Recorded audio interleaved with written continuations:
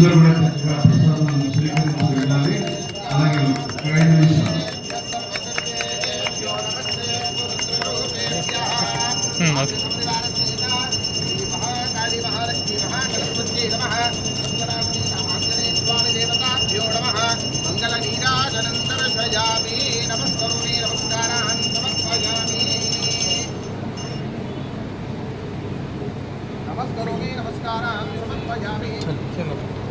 ఇది చక్కటి కార్యక్రమాన్ని మనం ఏర్పాటు చేసుకున్నాం.